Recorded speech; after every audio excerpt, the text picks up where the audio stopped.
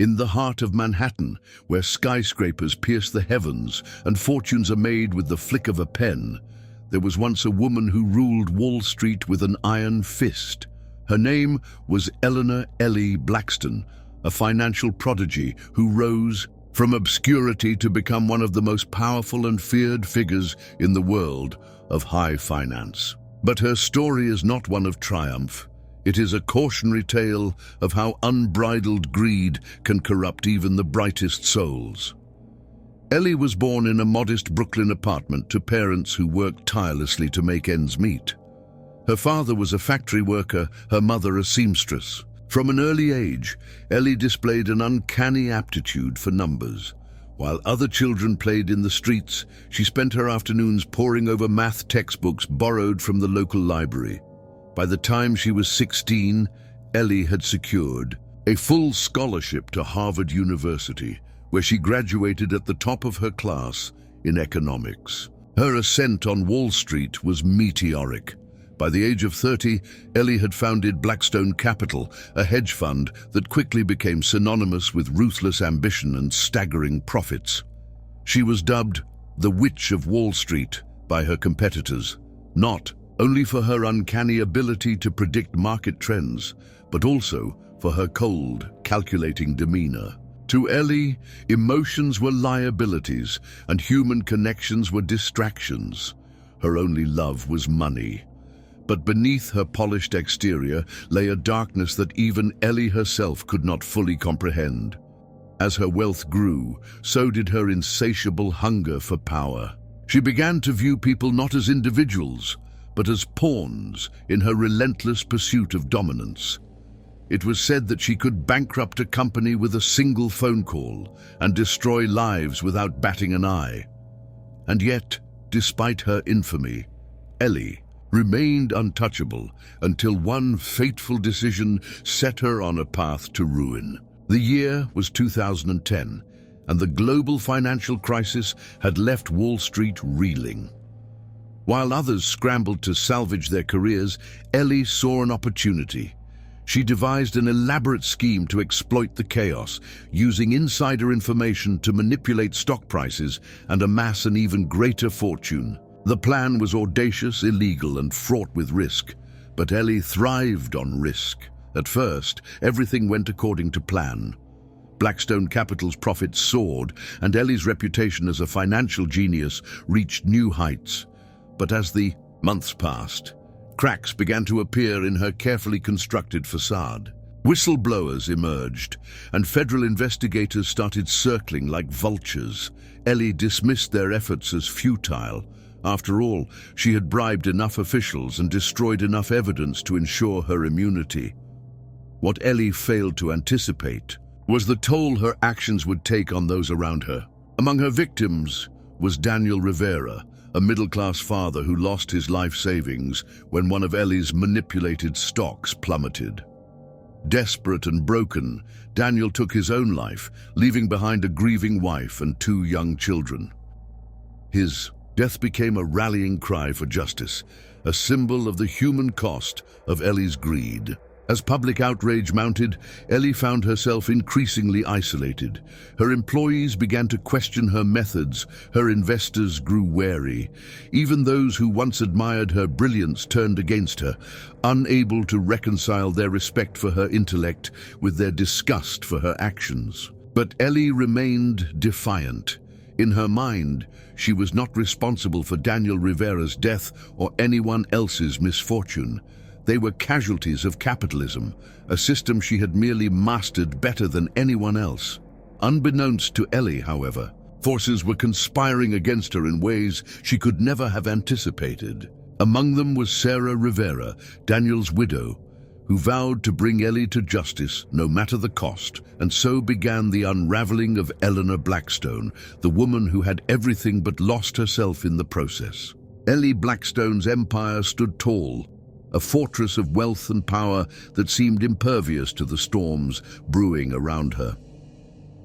From her corner office on the 88th floor of a gleaming Manhattan skyscraper, she could see the city stretched out. Like a chessboard, each building and street a piece in her grand game. She had always believed herself untouchable, a queen who controlled the board with precision and ruthlessness. But the cracks in her kingdom were growing wider, and the shadows of her past decisions began to creep closer. The first signs of trouble came subtly, almost imperceptibly to anyone who wasn't Ellie. Her legal team, once unwaveringly confident, began to show signs of strain. There were whispers in the hallways of Blackstone Capital about subpoenas and sealed indictments. The media, ever hungry for scandal, started publishing exposés that painted Ellie as the villain of Wall Street, a woman whose insatiable greed had left countless victims in its wake. She dismissed it all as noise. After all, she had weathered worse storms before. But this time was different. The death of Daniel Rivera had struck a chord with the public in a way that no financial scandal ever had. His story was splashed across headlines. A hard-working man who had trusted the system only to be betrayed by its most powerful players. His widow, Sarah Rivera, became a symbol of resistance, a grieving mother turned activist who demanded accountability from those who had profited from her husband's ruin. Her voice grew louder with each passing day, amplified by social media and grassroots movements. Ellie watched these developments with a mixture of disdain and unease. She had always believed herself above public opinion, but now she found herself at the center of a storm she couldn't control. The protests outside Blackstone Capital's headquarters grew larger and more organized. Placards bearing slogans like "Justice for Rivera" and "Down with the Witch" became a daily sight. Ellie's name was no longer synonymous with brilliance. It was now a curse spat out by those who saw her as the embodiment of everything wrong. With Wall Street, for the first time in her career, Ellie felt vulnerable. The fortress she had built began to feel like a gilded cage. Its walls closing in around her, she doubled down on her defenses, hiring an army of lawyers and public relations experts to counter the growing tide of opposition. But no amount of spin could erase the damage done by Sarah Rivera's relentless campaign. Behind closed doors, Ellie's world was unraveling in ways she couldn't have imagined. Her closest allies, those who had once admired her cunning and relied on her leadership, began to distance themselves. Board members whispered about contingency plans, investors quietly pulled their funds, even her most loyal employees started questioning whether their loyalty was worth the cost. And then there were the investigations.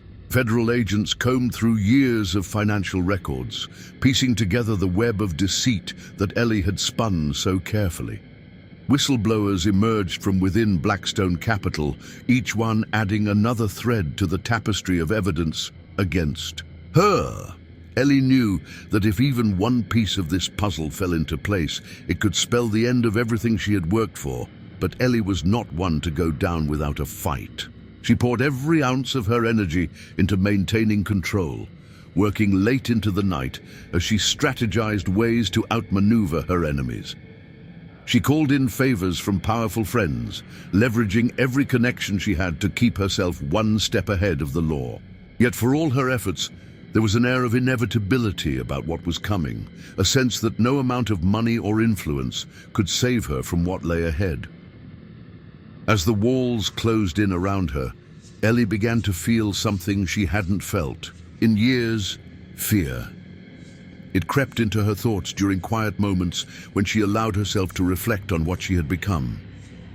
She thought about Daniel Rivera and his family, not with guilt or remorse, but with a cold calculation that only deepened her resolve to survive at any cost. But survival came at a price. The stress took its toll on Ellie's health. Sleepless nights turned into weeks without rest as she fought to keep her empire intact. Her once impeccable appearance began to fray at the edges. Dark circles formed under her eyes, and her sharp features grew gaunt from exhaustion. And still, Sarah Rivera pressed on. Sarah's campaign reached its crescendo when she managed to secure an audience with Congress during a high-profile hearing on financial corruption. Her testimony was raw and emotional, a stark contrast to Ellie's calculated demeanor when she was called to testify days later. The two women became symbols of opposing forces, one representing justice and humanity, the other embodying greed and indifference. Ellie's testimony was meant to be her moment of triumph, a chance to outwit her detractors and reclaim control over the narrative surrounding her life. But as she sat before the panel under harsh lights and unrelenting scrutiny, something shifted within her. For all her confidence and preparation, she couldn't shake the feeling that this was no longer just about money or power. It was about something far deeper: legacy. The questions came fast and sharp. Accusations were hurled like daggers meant to pierce through Ellie's armor. She deflected them with practiced ease at first, but faltered when confronted with evidence too damning to ignore. Emails implicating her in insider trading schemes, testimonies from former employees detailing unethical practices, financial records that painted an undeniable picture of corruption. For once in her life, Ellie Blackstone found herself at a loss for words. The hearing ended without resolution, but left an indelible mark on both women involved.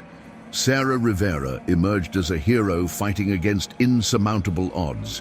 Ellie became further entrenched as Wall Street's most infamous villain. And yet, this was only the beginning.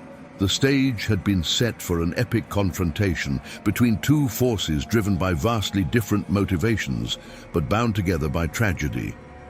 Eleanor Blackstone had always prided herself on her independence. She had built her empire alone, clawing her way to the top of a world dominated by men who underestimated her at every turn. Relationships to her were liabilities, weaknesses that could be exploited. And so, she had kept everyone at arm's length. Employees were tools. Allies were temporary, and even the few friends she had cultivated over the years were disposable when they ceased to serve her interests. But as the storm around her grew fiercer, Ellie began to realize that isolation was no longer a strength. It was a trap. The first fracture came within her inner circle. Blackstone Capital's senior executives, once fiercely loyal to their enigmatic leader, began to question their allegiance. Among them was Martin Kane, Ellie's right-hand man and the closest thing she had ever allowed herself to have as a confidant.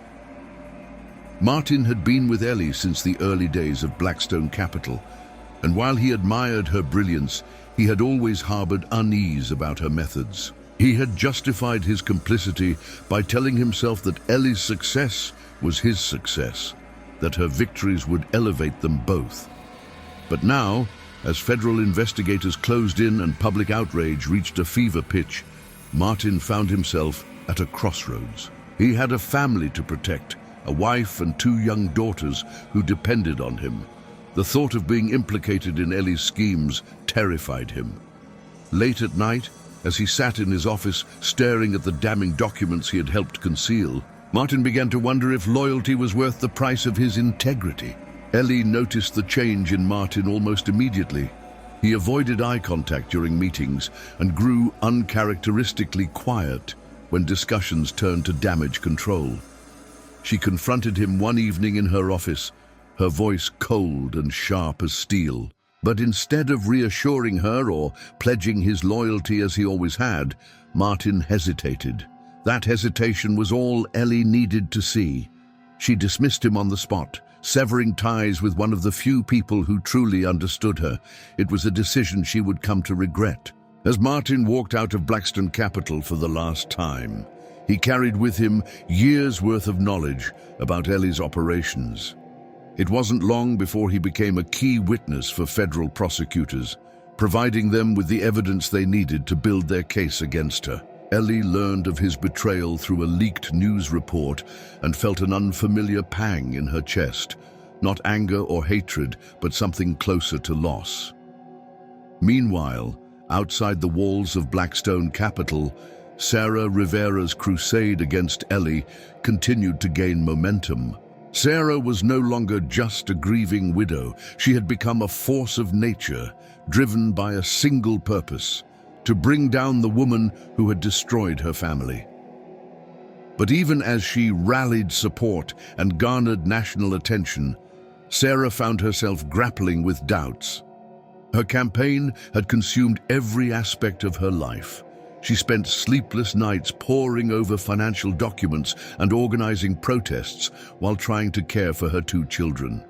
Her friends urged her to move on, to focus on rebuilding her life instead of chasing justice that might never come. But Sarah couldn't let go. She felt that if she stopped fighting, Daniel's death would have been in vain. Yet there were moments when Sarah questioned whether she was becoming too much like Ellie. Cold, relentless, and willing to sacrifice everything for a goal that seemed increasingly out of reach. She thought about her children and wondered if they would grow up resenting her for dedicating so much of herself to this cause. The tension between these 2 women, Ellie and Sarah, was mirrored in their personal lives as well. While Sarah struggled with the emotional toll of her campaign, Ellie faced growing dissent within Blackstone Capital. Employees whispered behind closed doors about whether it was time to jump ship before the company collapsed entirely. Investors demanded answers that Ellie could no longer provide. Even those who had once idolized Ellie began to see her as a cautionary tale rather than an inspiration. Among them was Victoria Langston, a young analyst who had joined Blackstone Capital straight out of business school with dreams of learning from the best. Victoria had admired Ellie's intellect and ambition, but found herself disillusioned she witnessed firsthand the lengths Ellie would go to maintain power.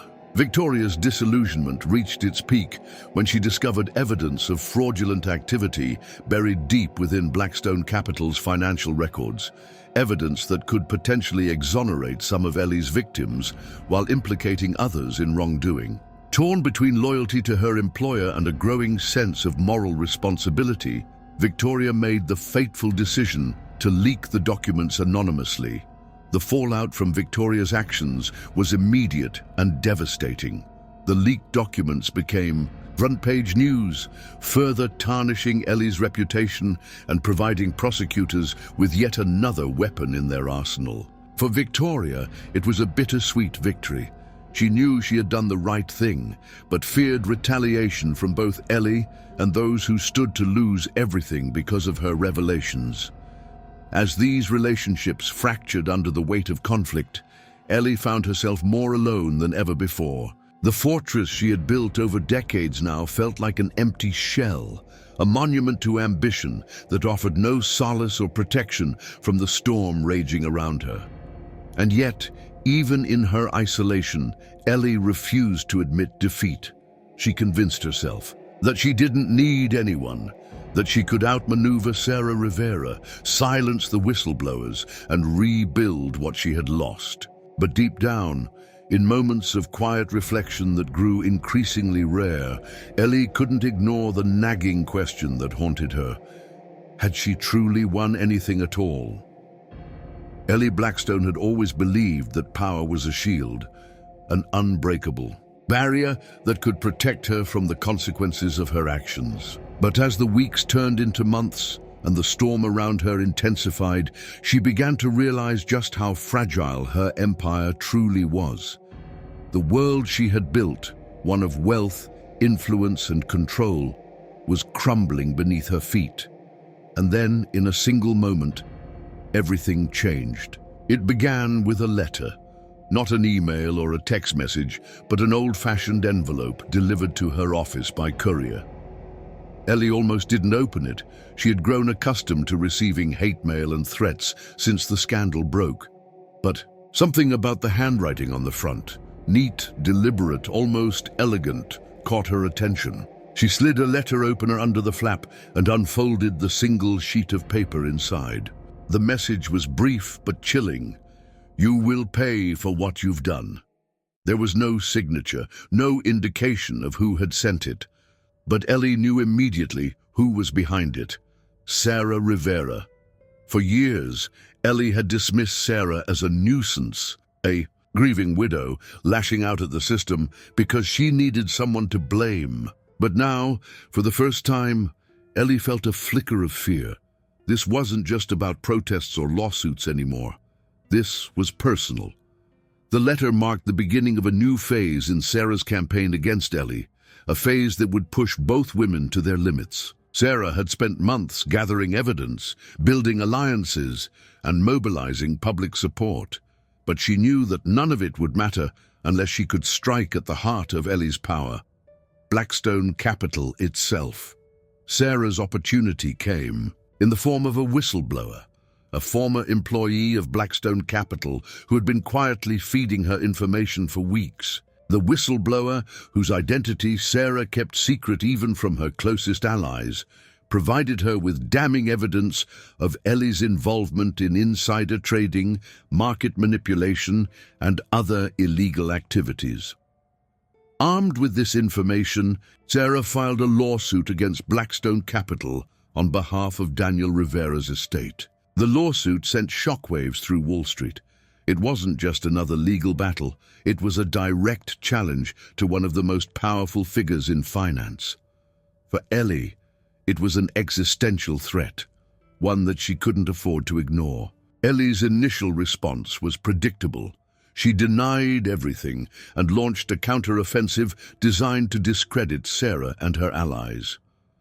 Her lawyers argued that the lawsuit was baseless, a desperate attempt by a grieving widow to exploit public sympathy for financial gain. Her PR team flooded the media with stories about Sarah's questionable motives and lack of credibility. But this time, Ellie's tactics didn't work. The evidence against her was too strong, and public opinion had already turned against her. As the lawsuit gained traction, Ellie found herself facing not only legal jeopardy, but also financial ruin. Investors began pulling their money out of Blackstone Capital in droves, fearing that the company's days were numbered. And then came the raid. It happened on a grey morning in late October, one of those mornings when the city seemed cloaked in mist and silence. Federal agents stormed Blackstone Capital's headquarters with search warrants in hand, seizing computers, documents, and anything else that might be used as evidence against Ellie. The sight of agents carting boxes out of her office was broadcast live on national television, a humiliating spectacle that marked the beginning of the end for Ellie Blackstone. For Ellie, the raid was more than just a legal setback. It was an emotional blow that left her reeling. She had always seen herself as invincible, a master strategist who could outthink and outmaneuver anyone who dared to challenge her. But now, for the first time in her life, she felt powerless. In the days that followed, Ellie retreated into herself. She stopped coming into the office and avoided contact with even her closest advisors. She spent hours alone in her penthouse apartment overlooking Central Park, staring out at the city she had once ruled as if searching for answers in its endless sprawl. It was during one of these solitary moments that Ellie received another letter, this one from Sarah Rivera herself. Unlike the first letter, which had been anonymous and threatening, this one was deeply personal.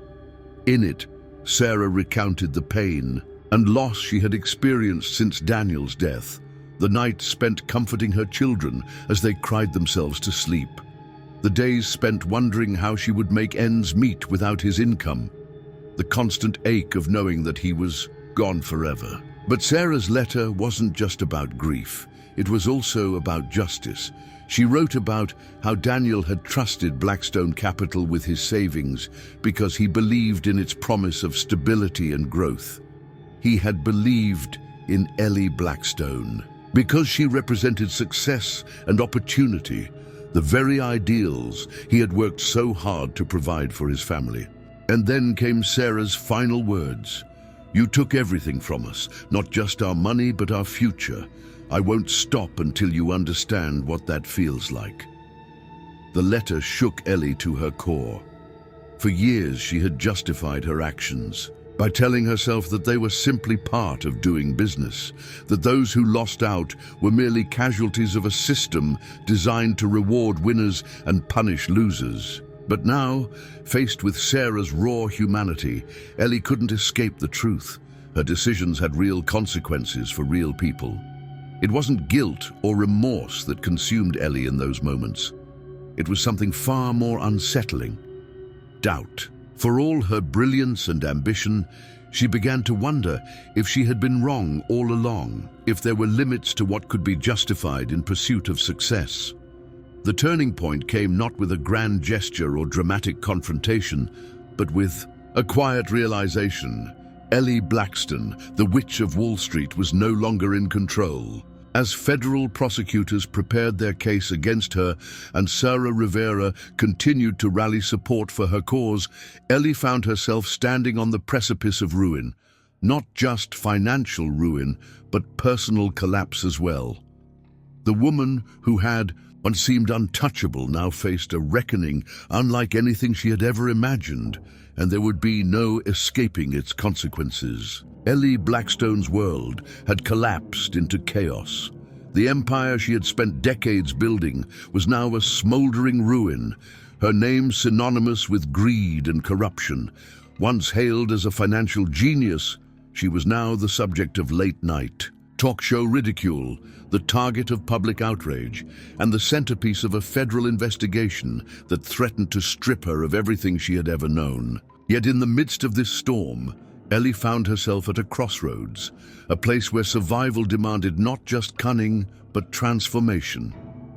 The days following the raid on Blackstone Capital were marked by an eerie stillness in Ellie's life. Her once bustling office was empty. Her phone, which had rung incessantly with calls from investors and allies, now sat silent. Even her penthouse apartment, with its sweeping views of Manhattan, felt more like a gilded prison than a sanctuary. For the first time in her life, Ellie was forced to confront herself, not as the powerful CEO of a billion-dollar hedge fund, but as a woman stripped bare by her own ambition. Ellie's first instinct was to fight back. She threw what remained of her resources into her legal defense, hiring the most expensive lawyers money could buy. She refused to entertain the possibility of defeat, clinging to the belief that she could outmaneuver her enemies, as she always had. But as the weeks turned into months and the evidence against her mounted, Ellie began to realize that this time was different. The system she had manipulated so expertly for years was now turning against her, and there was no escape. Her legal battles were only part of the struggle. The lawsuit filed by Sarah Rivera continued to gain traction, drawing attention from activists, journalists, and even lawmakers who saw it as an opportunity to expose the darker side of Wall Street. Sarah's relentless pursuit of justice became a media sensation, and Ellie found herself vilified in ways she hadn't thought possible. Protesters gathered outside her building daily, their chants echoing through the streets like a drumbeat of condemnation. But it wasn't just the external pressures that weighed on Ellie, it was the internal reckoning that came with them. Alone in her penthouse, she began to reflect on the choices that had brought her to this point. She thought about Daniel Rivera and his family, about Martin Kane's betrayal, about Victoria Langston's decision to leak damning documents to the press. These were not isolated incidents. They were part of a pattern, a web of consequences spun from Ellie's own actions. At first, these reflections were fleeting, quickly dismissed by Ellie's pride and denial. But over time, they grew harder to ignore. She began to see herself not as the victim of a witch hunt, but as the architect of her own downfall. And with that realization came something Ellie hadn't felt in years: vulnerability.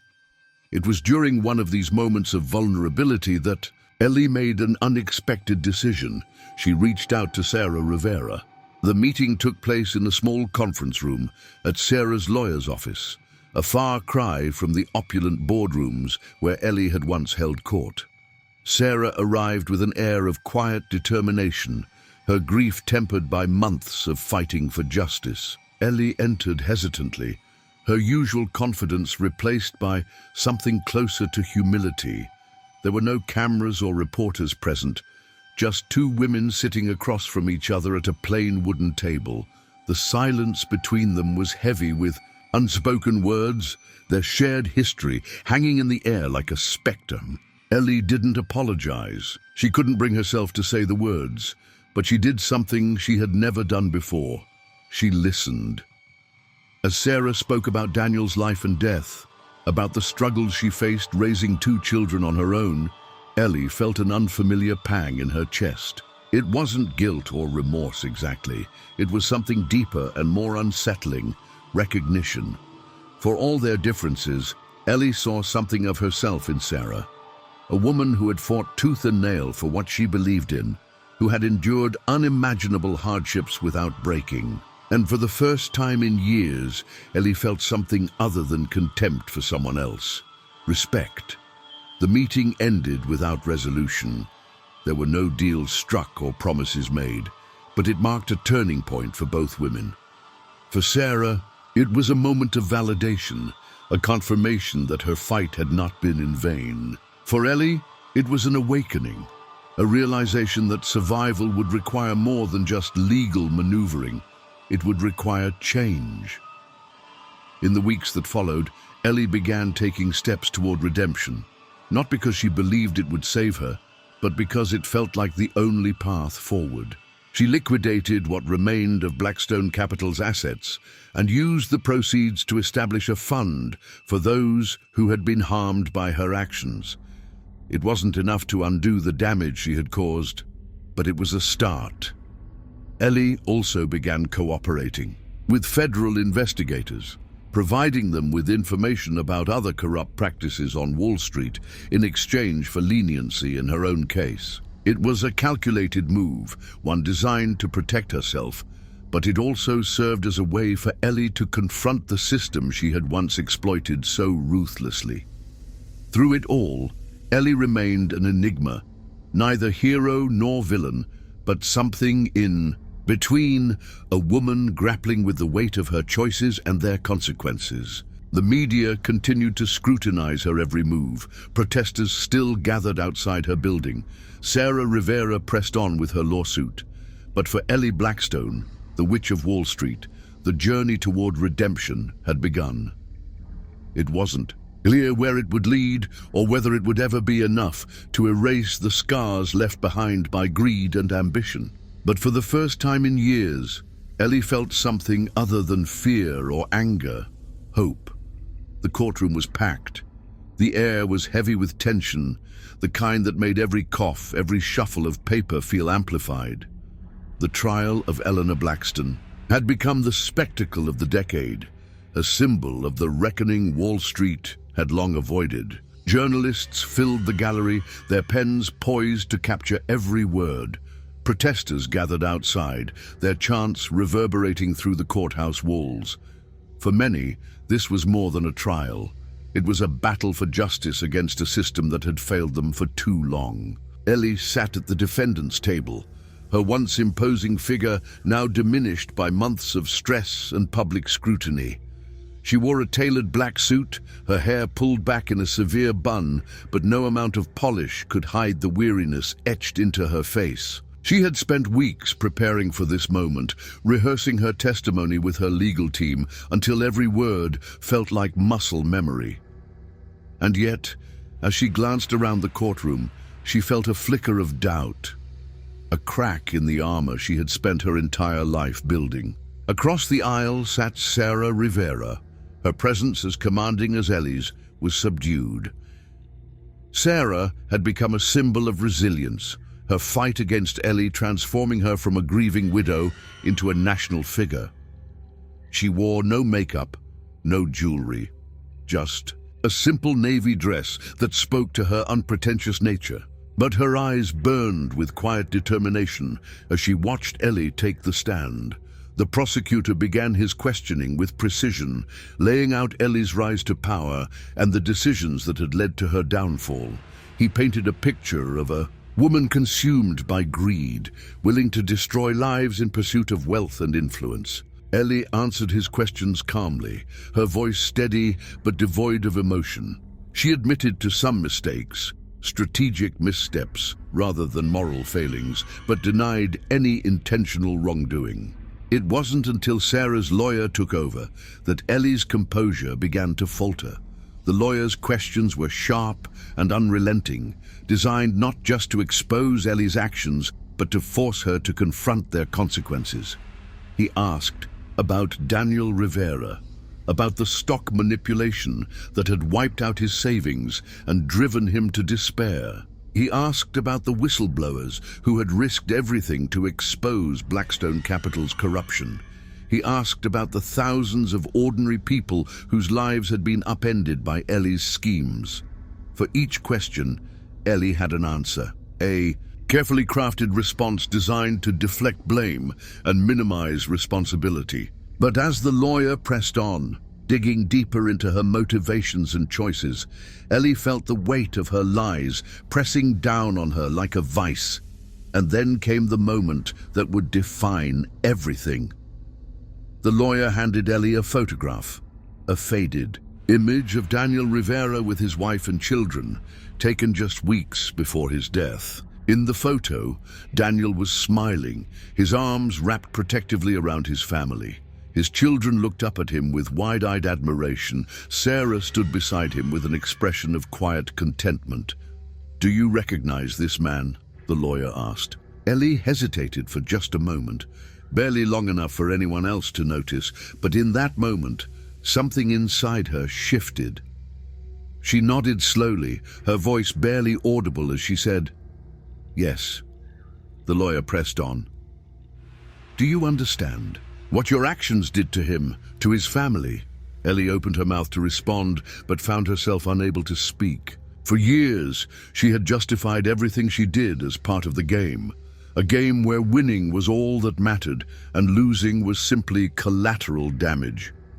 But now, staring at Daniel Rivera's face and hearing his name spoken aloud in this room, filled with strangers, Ellie felt something she hadn't allowed herself to feel in decades: shame. Her vision blurred as tears welled up in her eyes, tears she hadn't shed even during the darkest moments of her downfall. She tried to compose herself, but it was too late. The mask she had worn for so long was slipping away. "I didn't mean for this to happen," she said finally, her voice cracking under the weight of emotion. I didn't think about what it would do to people like him." The courtroom fell silent. For Sarah Rivera, it was a moment she hadn't expected. Not an apology exactly, but an acknowledgement that cut deeper than any admission of guilt could have. She watched as Ellie struggled to regain control of herself, torn between anger and an unexpected pang of pity for the woman who had caused her so much pain. The rest of Ellie's testimony passed in a blur, a mix of denials and concessions that left both sides unsatisfied, but gave everyone present a glimpse into the complexity of who she was, not just a villain or a victim, but something in between. When closing arguments were made and the jury deliberated, Ellie sat alone at the defense table, staring at nothing in particular. She thought about everything she had lost, her company, her reputation, her sense of self, and wondered if any of it could ever be regained. The jury returned after 3 days with their verdict, guilty on multiple counts of securities fraud and insider trading, but acquitted on charges related to racketeering and conspiracy. It was a mixed outcome, one that ensured Ellie would face prison time, but spared her from complete financial ruin. As the judge read out her sentence, 10 years in federal prison with eligibility for parole after 5, Ellie felt an odd sense of relief. The uncertainty was over. The reckoning she had spent months dreading had finally arrived. But it wasn't just relief she felt. It was something deeper and more profound: acceptance. For Sarah Rivera, the verdict marked the end of one chapter and the beginning of another. She knew it wouldn't bring Daniel back or erase the pain his death had caused, but it gave her something she hadn't felt in years: closure. As Ellie was led out of the courtroom in handcuffs, their eyes met one last time, a fleeting moment that spoke volumes without words. For Sarah, it was a reminder that justice could be found even in an unjust world.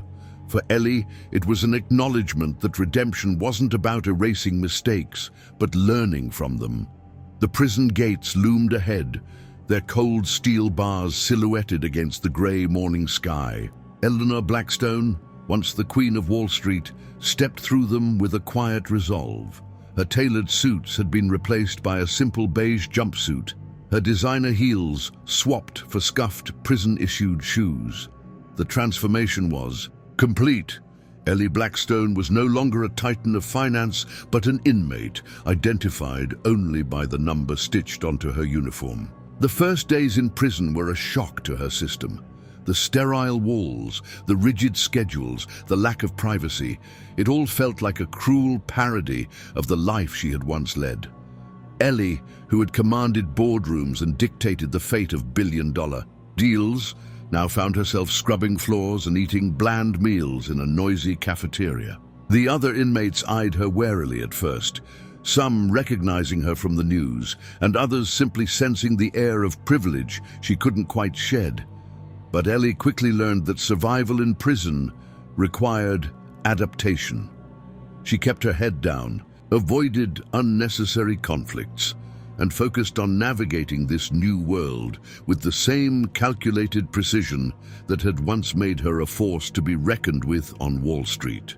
Yet no amount of strategy could shield her from the quiet moments, the long nights lying on a thin mattress in her cell, staring at the ceiling as memories of her old life haunted her.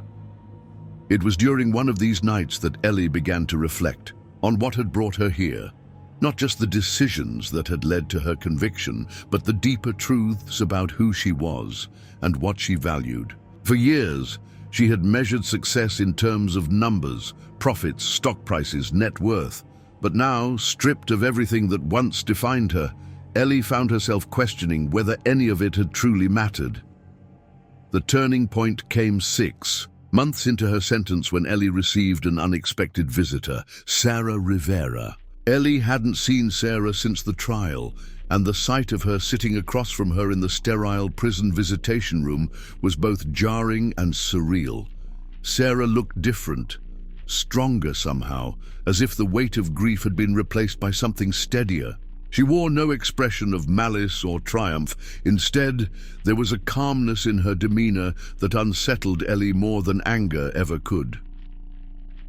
"I wasn't sure if I should come," Sarah said after a long silence. "But I needed to see you." Ellie nodded slowly, unsure of what to say. She had spent months imagining this moment, rehearsing apologies that felt hollow even as she thought them. But now that it was here, words failed her. "I've been thinking about what you said at the trial," Sarah continued. "About not meaning for any of this to happen." Ellie's throat tightened. "I didn't," she said finally, her voice barely above a whisper. Sarah studied her for a moment before replying, "I believe you." The words hit Ellie like a punch to the gut, not because they absolved her, but because they forced her to confront the truth she had been avoiding. That intention didn't erase impact. She might not have meant to destroy lives, but she had done so all the same. For Sarah, coming to see Ellie wasn't about forgiveness. It was about understanding. She wanted to see for herself whether Ellie was capable of change, or if she was simply another unrepentant figurehead brought low by circumstance. What she saw surprised her, a woman who seemed genuinely broken, but also quietly determined to rebuild herself. Their conversation was brief and awkward at times, but it marked a new chapter in both their lives. For Sarah, it was a step toward healing, a way to reclaim control over a story that had once been defined by loss and anger. For Ellie, it was an opportunity to confront her past, not as an abstract concept, but as something real and human. After Sarah left, Ellie returned to her cell with a sense of clarity she hadn't felt in years. She realized that redemption wouldn't come from grand gestures or public displays. It would come from small acts of accountability and self-awareness. Choices made not out of self-interest, but out of a genuine desire to be better. Over time, Ellie began to find purpose within the confines of prison life. She volunteered for educational programs, teaching other inmates basic financial literacy, a skill many lacked but desperately needed for life after incarceration. At first, it felt like penance, a way to atone for the harm she had caused, but gradually it became something more, a way to connect with others on terms that weren't defined by power or profit. Ellie also began writing letters, dozens of them, to those who had been affected by her actions. Some were addressed to people she knew personally, others were sent anonymously to victims whose names she learned through court documents and news reports. Most went unanswered, but a few responses trickled in over time, letters filled with anger, forgiveness, or simply acknowledgement. Through these small acts, Ellie started to rebuild not just her sense of self, but also her understanding of what truly mattered. She knew she could never undo the damage she had caused or erase the pain she had inflicted on others. But she also knew that redemption wasn't about erasure, it was about transformation. By the time Ellie reached the halfway point of her sentence and became eligible for parole, she was no longer the woman who had walked into Blackstone Capital's offices every morning with an air of invincibility. She was someone else entirely, someone who understood that strength came not from dominance, but from humility, that success wasn't measured in dollars, but in integrity, and that power meant nothing without purpose. When Ellie stood before the parole board and made her case for release, she didn't rely on polished arguments or rehearsed speeches. Instead, she spoke honestly about what she had learned during her time in prison, the mistakes she had made, and the lessons they had taught her. The board granted her parole after 5 years served. As Ellie walked out of those steel gates for the last time and stepped into an uncertain future, there were no cameras waiting for her, no reporters clamoring for quotes or protesters holding signs. There was only silence, and within it, possibility. The Eleanor Blackstone who emerged from prison was unrecognizable from the woman who had once ruled Wall Street. The sharp edges of her personality had softened, replaced by a quiet humility born from years of reflection and reckoning. She no longer carried herself with the imperious confidence that had once defined her. Instead, there was a measured calmness in her demeanor, as though she had finally come to terms with the weight of her past. Her release was unceremonious. There were no reporters waiting to document her return to the world, no crowds of supporters or detractors to greet her. The world had moved on, and Ellie was grateful for the anonymity. She had no intention of reclaiming her former life. That chapter was closed, its pages filled with mistakes and regrets she could never fully erase. What lay ahead was something new, something undefined but full of possibility. Ellie settled into a modest apartment in Queens, far from the glittering towers of Manhattan that had once been her domain. The penthouse overlooking Central Park was long gone, sold off to pay legal fees and restitution to her victims. Her wardrobe of designer suits and heels had been replaced by simple clothes bought at a local thrift store. For the first time in decades, Ellie lived without luxury, and for the first time in her life, she didn't miss it. Her days were quiet, but purposeful. Ellie took a job at a non-profit organization that provided financial education to underserved communities, a role she sought out not for redemption, but because it felt like the right thing to do. She worked quietly behind the scenes, creating programs that taught people how to manage their money and avoid the pitfalls that had ensnared so many during her reign on Wall Street. At first, her presence at the non-profit sparked controversy. Some saw her as a hypocrite, a woman who had profited from others' misfortune, now trying to play savior. But over time, Ellie's sincerity won people over. She didn't seek attention or accolades. She simply did the work day after day with a quiet determination that spoke volumes about how much she had changed. Ellie also continued writing letters, this time not to apologize, but to share what she had learned. She wrote essays and op-eds about the dangers of unchecked ambition and the moral compromises often demanded by success.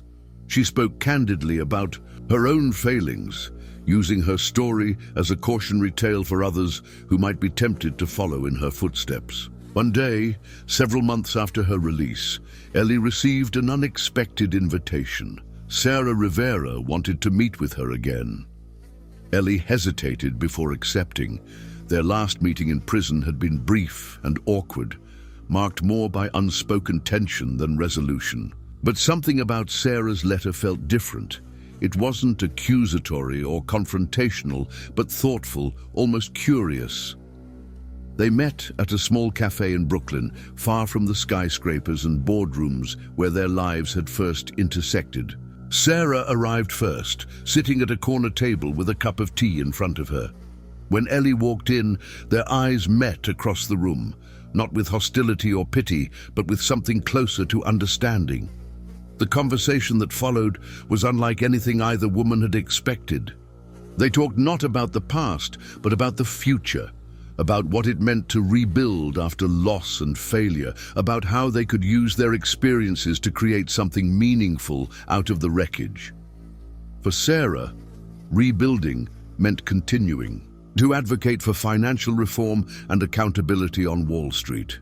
She had become a prominent voice in that fight, using her platform not just to seek justice for Daniel, but to push for systemic change that might prevent others from suffering as he had. For Ellie, rebuilding meant embracing humility and purpose, two things she had spent most of her life avoiding. She spoke about her work at the nonprofit and how it had given her a sense of fulfillment she hadn't felt even at the height of her career. By the time they parted ways, there was no forgiveness exchanged between them, no grand gestures or declarations of closure. But there was something else: respect. They were two women bound together by tragedy and conflict, yet united by their shared desire to move forward. As Ellie walked home that evening through the quiet streets of Brooklyn, she felt a sense of peace she hadn't known in years. The shadows of her past still lingered. They always would, but they no longer defined her. She was no longer the witch of Wall Street, no longer a symbol of greed or ambition run amok. She was simply Eleanor Blackstone, a woman who had fallen as far as one could fall and found a way to rise again. In the years that followed, Ellie continued her work quietly and without fanfare. She never returned to Wall Street or sought to rebuild her fortune. Instead, she dedicated herself to helping others avoid the mistakes she had made. Her name faded from headlines and public memory until it became just another footnote in history, a cautionary tale about power and greed. But for those who knew her story intimately, those whose lives she had touched in both destructive and redemptive ways, Ellie's legacy was something more complicated than villainy or redemption. It was a reminder that even those who fall can rise again, not as heroes or saints, but as human beings striving towards something better. And so, Eleanor Blackstone's story came full circle, not with triumph or tragedy, but with quiet transformation, an ending not defined by absolution, but by growth.